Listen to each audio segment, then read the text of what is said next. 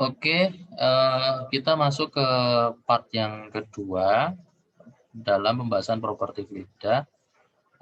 Assalamualaikum warahmatullahi wabarakatuh, teman-teman mahasiswa semua. Mari kita lanjutkan ke part yang kedua ya. Silahkan simak baik-baik. Kita masuk di coefficient of volume expansion ya, atau koefisien ekspansi volume. Itu merupakan ukuran suatu perubahan volume suatu zat karena peningkatan temperatur pada tekanan konstan. Nah, contoh ini ya, dia awalnya pada tekanan 100 kilopascal dengan temperatur 21 derajat Celcius dan masanya 1 kilogram. Karena ada perubahan temperatur dari 20 derajat menjadi 21 derajat Celcius, maka volumenya ini berubah. Tekanannya tetap sama, yaitu 100 kilopascal. Karena ini volume atur, ini bukan volume atur ya, ini massa atur, sehingga tidak ada massa yang keluar dan tidak ada massa yang masuk, sehingga massanya juga konstan. Ya, sama-sama 1 kilogram. Volumenya dia membesar, artinya ekspansi. Nah, di mana perbesaran ini adalah persamaan dari dou V per dou T pada tekanan konstan. Seperti itu. Nah, kemudian coefficient of volume expansion ini merupakan bilangan yang menyatakan kemampuan suatu zat untuk memuai atau melakukan ekspansi volume pada zat tersebut. Nah, berikut adalah formulasinya. Di mana beta ini kan coefficient of volume expansion. Seper V sama dengan dou V per dou T dalam kurung pada tekanan konstan sama dengan min 1 per rho dou rho per dou T pada tekanan konstan. Nah, sehingga memunculkan persamaan delta V per delta T sama dengan min delta rho per rho sama dengan per delta T. Ya, ini kalau dia pada tekanan konstan ya, maka ini berubah ya.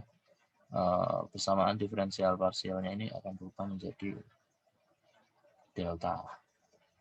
Untuk gas ideal itu 1 per T. Ya.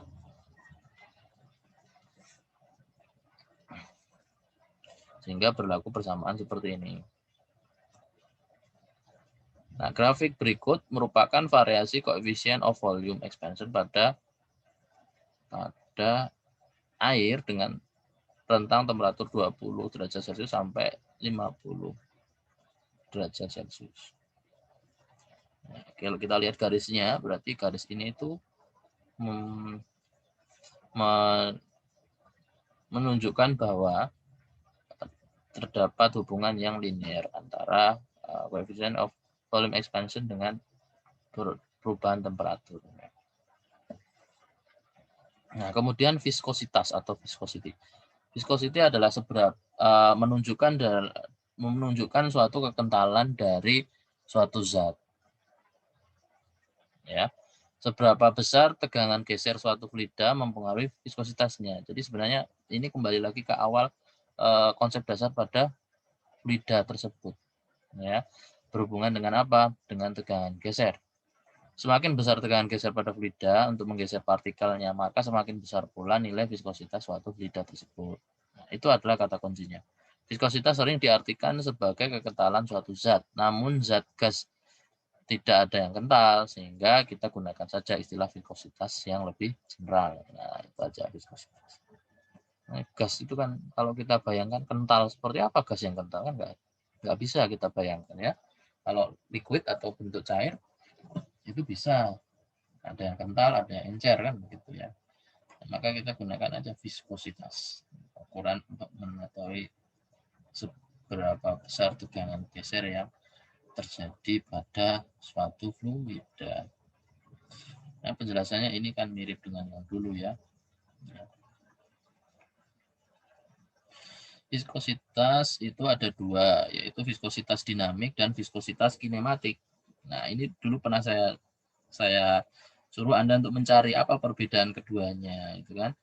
Nah, kalau dari simbol ini sudah berbeda ya, mu dan nu ya. Viskositas dinamik itu kalau kita lihat dari persamaannya ya, dia berawal dari tegangan geser tau sama dengan mu sama dikalikan dengan du per dy. U di mana U ini adalah kecepatan aliran fluidanya, D adalah pada perubahan pada sumbu Y. F sama dengan tau A. Ya, karena kan tau ini kan tegangan ya. Tegangan geser. Mu A du per dy. F sama dengan mu A V per L. Ya, du per dy-nya dia akan berubah menjadi V per L. L ini kan panjang, U-nya ini V kecepatan. Nah, karena dia linear, tidak dianggap kecepatan yang linear, kita pakai V. Sehingga menjadi T, ya, torsi itu kan dia harus kalikan R ya, F-nya. Nah, maka di sini muncul R, dia muncul R. Nah, karena di situ itu awalnya, ya itu kan A ya, A, kemudian ada V. Nah, itu dia ada suatu perubahan di sini untuk parameter-parameter atau komponen-komponennya di sini. Kalau mu-nya kan tetap, L-nya tetap ya. Ya kita lihat bahwa dia bisa menjadi 2pi R kuadrat itu kan areanya, berarti areanya itu berbentuk lingkaran. 2pi R kuadrat. Nah, R-nya tadi ada satu lagi. Karena di sini ada tambahan R1 ya, sehingga pangkatnya jadi 3. Itu. Kemudian V itu kan dia kecepatan linear ya. Nah, kalau kita ubah menjadi kecepatan angular, itu menjadi omega dikalikan dengan L. Nah, sehingga bisa juga kita ubah untuk bisa kita masukkan nilai RPM. Ya, RPM itu kan dia N dot. Ya, maka di sini kita munculkan N dot-nya. Nah, N dot kalikan L. Tapi ingat bahwa N dot itu adalah 2pi. Nah, 2pi N dot sama dengan omega ya. Nah, sehingga di sini akan menjadi 4 dikalikan dengan 2 ya. Dan pi-nya akan menjadi kuadrat karena pi-nya double. Ada tambahan 1 pi, 2 pi N dot tadi. Nah, sehingga kalau kita mau mencari viskositas dari suatu zat atau fluida, viskositas dinamik ya, menjadi mu sama dengan, nah kita pindah aja ruasnya ini ke sana. Nah, ini pindah ruas dari kanan ke kiri, kan jadi TL. Nah, ini jadi di bawah bagian bawah semua ya, ada 4 pi kuadrat R pangkat 3 N dot L.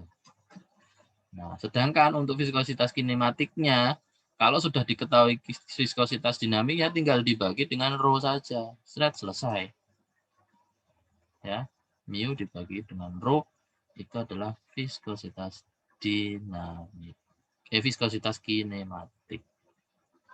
Nah, jadi perbedaannya di situ. Hanya ada pada rho-nya. Lah, kenapa kok rho? Nah, filosofinya gimana? Ya, rho itu kan densitas ya. Rho itu densitas. Kalau yang namanya dinamika itu kan pasti berhubungan dengan gaya. Nah, gaya itu memiliki unsur apa? Gaya itu memiliki unsur massa. Nah, massa di dalamnya itu ada unsur apa? Ada unsur massa jenis dikalikan dengan volumenya. Ya, kalau misalkan massa jenisnya saya hilangi, maka massa itu akan hilang, akan hanya menjadi volume saja, kan begitu. Ya, dalam suatu gaya ya, komponen gaya. Sehingga gaya itu akan hilang karena hanya berupa volume saja. Volume yang berpindah dengan kecepatan tertentu, kan begitu. Sehingga itu kita tidak menganalisis suatu gaya, atau kita tidak menganalisis hal yang menyebabkan suatu partikel itu berpindah. Tetapi kita hanya menganalisis partikel itu berpindah saja, tapi tidak melibatkan apa yang menyebabkan dia berpindah. Jadi filosofinya seperti itu. Makanya ada muncul kinematika. Ya, kinematika itu kan hanya gerak saja yang dianalisis. Tapi penyebab geraknya yaitu gaya itu tidak dimasukkan dalam analisis. Kalau itu dimasukkan namanya jadi di dinamika. Itu ya. Jadi ini lebih diperdalam lagi supaya Anda paham. Nah, sebenarnya perbedaannya di situ. Bukan hanya Anda hafalan, oh bedanya cuma dibagi ruang aja. Wah, ya memang iya. Tapi yang lebih mendasar itu adalah yang saya jelaskan barusan. Nah, untuk contoh kasus seperti ini, Anda akan bisa tahu kalau ditanyakan determine of viscosity of the fluid, tentukan viskositas pada fluida tersebut. Anda gunakan yang dinamik atau kinematik. Nah, nanti dulu kita lihat dulu. Di sini itu yang diketahui apa saja. Yang berhubungan dengan apa saja. Oh, ternyata ada berhubungan dengan torsi ya. Nah, kalau torsi itu kan dia pasti berhubungan dengan gaya. Nggak mungkin ada torsi kalau nggak ada gaya. Oh, berarti dia dinamik yang kita gunakan. Nah, seperti itu ya. Nah, ini tinggal pakai rumus yang tadi kok. Anda masukkan. Nah, saya lanjutkan. Tegangan permukaan atau surface tension. Tegangan permukaan dapat dirumuskan sebagai nilai suatu gaya per satuan panjang. Ada yang mendefinisikan sebagai energi dari suatu permukaan. Ya. Nah, tegangan permukaan ini memiliki satuan Newton meter per meter persegi atau J per meter persegi. Joule ya itu J-nya ya. Energi per satuan luas. Energi per satuan luas bisa dikatakan tegangan permukaan ya. Walaupun sebenarnya energi per satuan luas itu juga bisa dikatakan sebagai tekanan ya. Gaya sih kalau tekanan itu lebih ke gaya. Ini energi ya. Berarti lebih ke intensitas. Ya, intensitas. Jadi mirip dengan intensitas ya. Energi per satuan luas ya.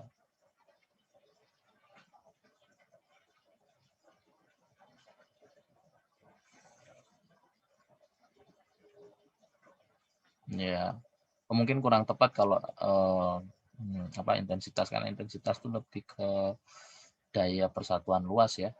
Sebenarnya ini energi, berarti kan dia ada fungsi waktu yang muncul di sana. Jadi ya ini jadi tegangan permukaan. Ya, jadi saya sedikit mengkait-kaitkan dengan parameter yang lain. Energi dari suatu permukaan, tegangan permukaan. Ya, kalau kita runut ya sebenarnya dari awal ini seperti ini ya, F per 2B. B2B-nya dari mana? Oh, dari ini. Ya, skema ini. 2B. 2B ini kali ini kan. Sorry, ini kali 2 kok. Kali ini. Nah, kemudian itu adalah tegangan. Nah, kemudian W sama dengan gaya dikalikan dengan jarak. W itu kan kerja ya, gaya kalikan F dx sama dengan, nah ini kita ubah menjadi, ini kita pindah ruas ke sana, jadi 2B sigma S delta X sama dengan sigma S delta A. Persamanya seperti ini. Jadi seberapa besar dia itu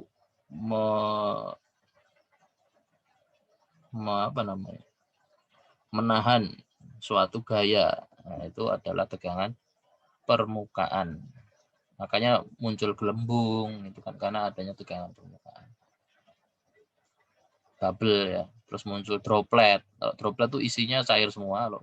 Bubble itu isinya ada dinding yang bagian cairnya, ada dinding yang ada bagian intinya itu yang udara, berupa fasenya udara. Ini bedanya bubble dengan droplet. Aplikasinya kemana? Nah, aplikasinya kalau yang di keduanya itu bisa digunakan sebagai pendinginan atau pembersihan. Droplet itu bisa diaplikasikan untuk pendinginan, spray cooling ya. Kemudian untuk yang bubble itu bisa digunakan, kalau yang micro bubble itu bisa digunakan untuk pembersihan atau pemurnian air ya dari kotoran-kotoran, baik itu partikel cair maupun padat ya yang terkandung dalam air, untuk memurnikan dari bakteri-bakteri yang ada di sana karena gelembungnya sangat-sangat kecil. Nah, itu merupakan surface tension. Air ini pada kondisi yang berbeda, temperaturnya juga beda. Surface tensionnya semakin kecil kalau temperaturnya semakin tinggi. Jadi karena dia semakin renggang ya, molekulnya, jadi surface tensionnya juga mengecil. Gitu. Nah, untuk yang lainnya, nah di sini merkuri ini tinggi surface tensionnya. Kalau air dengan gasolin lebih kecil gasolin, amonia dan lain sebagainya. Masih pembahasan surface tension ya, perbedaannya droplet, bubble. Ini nanti Anda tolong baca sendiri karena ini butuh pemahaman ya. Butuh pemahaman. Sebenarnya fisika itu tidak sulit ya, yang penting Anda tahu parameternya dan fungsi dari parameter itu untuk apa. Kemudian gabungan dari parameter itu tuh jadinya apa gitu. Itu yang paling penting di situ. Nah, kemudian efek kapilaritas atau capillary effect. Itu kalau misalkan suatu fluida cair ya, dia itu melalui sebuah saluran kapiler, saluran yang kecil, maka dia akan membentuk suatu profil permukaan, ya, mencekung. Itu untuk yang wetting fluid ya, tipenya wetting fluid. Untuk yang non wetting fluid itu dia akan mencembung. Nah, contohnya di sini air yang wetting fluid, yang non wetting fluid itu merkuri. Wetting fluid itu dia akan membasahi dinding-dinding. Sedangkan non wetting dia tidak membasahi dinding. Istilah lainnya di sini dia memiliki kohesi yang tinggi. Ini di sini dia memiliki adhesi yang tinggi. Ya, seperti itu. Nah, di sini ada efek kapilaritas ditunjukkan dengan suatu eksperimen ya. Kalau kita masukkan pipa kapiler begitu di kedua ya, satu di air, satu di merkuri. Apa nih merkuri itu kalau bahasa Indonesianya itu air raksa ya. Nah, itu akan terjadi fenomena seperti ini. Bagian meniskusnya, permukaannya yang di dalam kapiler itu, kalau ini dia di posisinya di bawah dan cembung, ini posisinya di atas permukaan yang bejananya itu lebih tinggi, ini lebih rendah ya. Atau hanya lebih besar dari 0, ini hanya lebih kecil dari 0. Fenomenanya seperti itu. Nah, kemudian dalam efek kapilaritas itu nanti akan muncul ini ya, sudut ini, sudut kontak ya. Kemudian ada ketinggian, kemudian nanti ada berat, dan ada diameter dari suatu saluran kapiler tersebut. Nah, sehingga berlaku persamaannya seperti ini. W sama dengan mg, awalnya kan dari situ ya. Kemudian jadi rho vg, rho g. V-nya itu nanti bisa jadi PR kuadrat ya, karena dia salurannya itu berbentuk lingkaran ya, PR kuadrat. Terus ada hanya volumenya kan, ada ketinggiannya tadi. Nah, kemudian untuk selanjutnya yang dihubungkan dengan ini apa namanya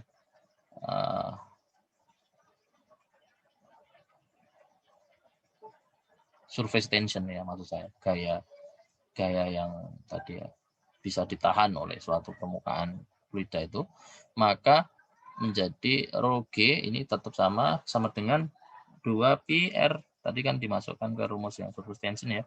R tau S cos. Nah, ini cos sudutnya tadi. Sudut kontaknya maksudnya. Nah, sehingga hanya bisa kita ketahui dengan memindahkan ini yang lainnya ke sana. Sehingga menjadi 2 sigma S per rho GR cos V. Ya, V ini adalah sudut kontak. Di mana R-nya adalah konstanta.